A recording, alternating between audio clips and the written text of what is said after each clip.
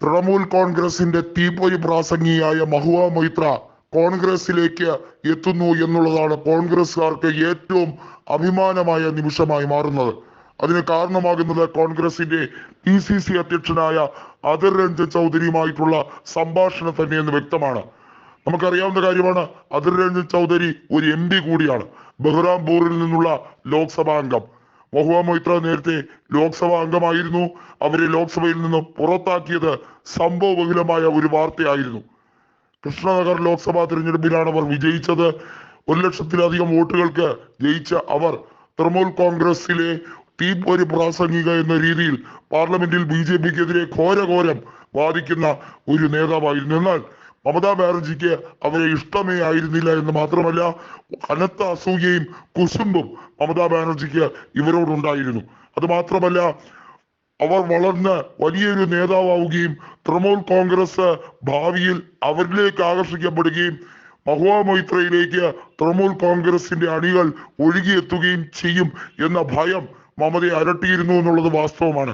അതുകൊണ്ട് തന്നെ വലിയ രീതിയിലുള്ള സ്ഥാനമാനങ്ങൾ ഒന്നും തന്നെ മഹുവ മൊയ്ത്രയ്ക്ക് മമതാ ബാനർജി കൊടുത്തില്ലായിരുന്നു എന്നുള്ളത് എടുത്തു പറയേണ്ട ഒരു കാഴ്ചയാണ്.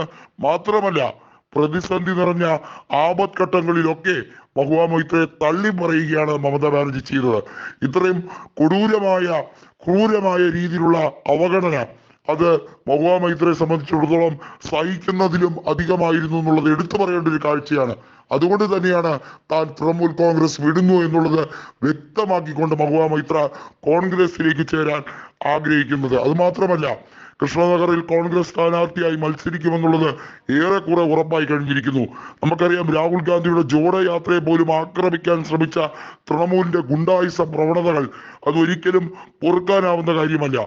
ഇന്ത്യ മുന്നണിയിൽ തൃണമൂൽ കോൺഗ്രസിന് ഒരു സ്ഥാനവുമില്ല എന്നുള്ളത് നേരത്തെ തന്നെ അധിർ രഞ്ജൻ ചൗധരിയും മല്ലികാർജുൻ ഖാർഗെയും വ്യക്തമാക്കി കഴിഞ്ഞ ഒരു കാര്യം തന്നെയാണ്.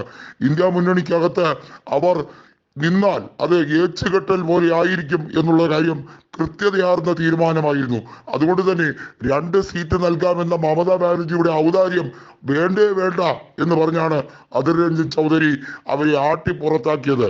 അത് ശരിയായ തീരുമാനമായിരുന്നു എന്നുള്ളത് വ്യക്തമാണ്.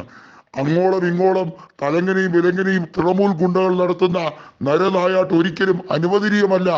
ബംഗാളിന്റെ ചരിത്രത്തിലെ ഏറ്റവും വലിയ ഉണങ്ങാത്ത മുറിവാണ് തൃണമൂൽ കോൺഗ്രസ് അവിടെ കൃത്യമായും ആളുകൾക്ക് നൽകിയത് എന്നുള്ള കാര്യത്തിൽ ഒരു സംശയം വേണ്ട. അതുകൊണ്ട് തന്നെ തൃണമൂൽ കോൺഗ്രസിനെ അധികാരത്തിൽ നിന്നും പുറത്താക്കുക എന്നത് മാത്രമല്ല, തൃണമൂൽ കോൺഗ്രസിന്റെ ഒരു സ്ഥാനാർത്ഥിയെ പോലും ജയിപ്പിക്കാതിരിക്കുക എന്നതുകൂടി കോൺഗ്രസിന്റെ അഭിമാന പ്രശ്നമായി ഉയർത്തിയിരിക്കുകയാണ്.